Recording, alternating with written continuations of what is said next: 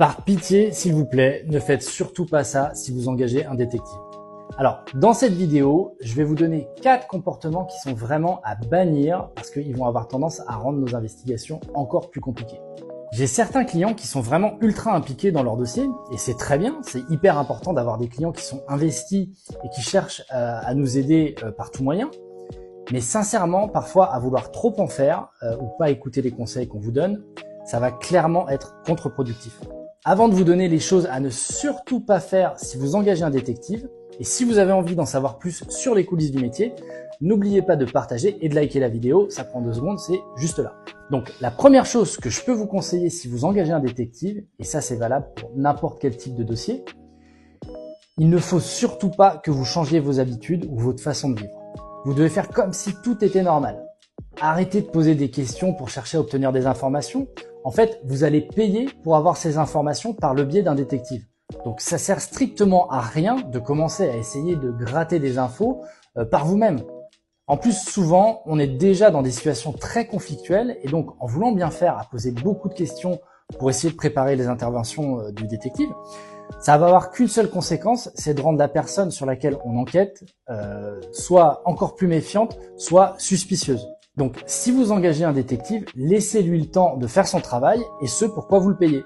Le deuxième conseil que je peux vous donner, c'est de ne pas cacher d'informations au détective.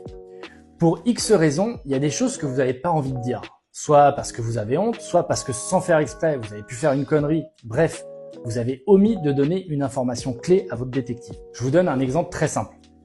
Ça peut arriver qu'on fasse appel à nos services sans nous dire que le dossier il a déjà été traité par une autre agence. Alors, le client, il a pu décider de changer, soit parce que ça se passait pas bien avec le détective, ça c'est pas grave, ça peut arriver. On se rend compte que la personne qu'on a engagée, c'est pas la bonne, il y a des divergences de caractère, ou vous êtes plus d'accord avec la stratégie d'enquête qui vous est proposée. Bref, il y a plein de raisons qui peuvent vous amener à vouloir changer. Il n'y a aucun souci. Mais on a aussi des clients qui décident de changer parce que leur dossier, il est grillé. Ça aussi, ça peut arriver. Soit parce que la première agence était pas sérieuse, soit parce que les conditions de la filature étaient particulièrement compliquées. Et donc, la personne sur qui on enquête sait qu'on a été sur ses côtes.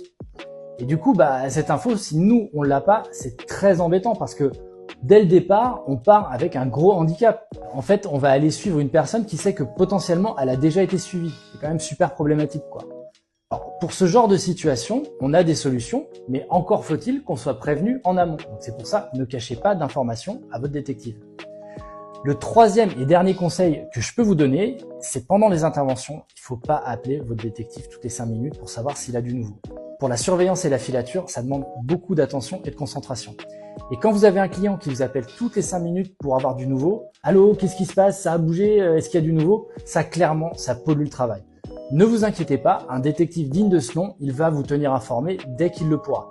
De toute façon, il a besoin de vous tenir informé. Parce que vous avez forcément des informations qu'il n'a pas.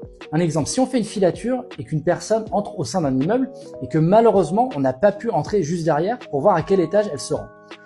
Vous pouvez être certain que votre détective va vous tenir informé pour savoir si vous savez à quoi correspond cette adresse.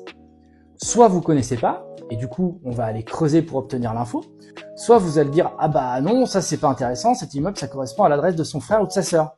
Et donc là, inutile de prendre des risques pour savoir où il est allé. J'espère que ces petits conseils vous serviront si un jour vous êtes amené à travailler avec un détective. Je vous laisse et je vous dis à très vite. Et toujours pareil, si vous cherchez un détective, trouvez-moi le petit Fox. Allez, à plus tard.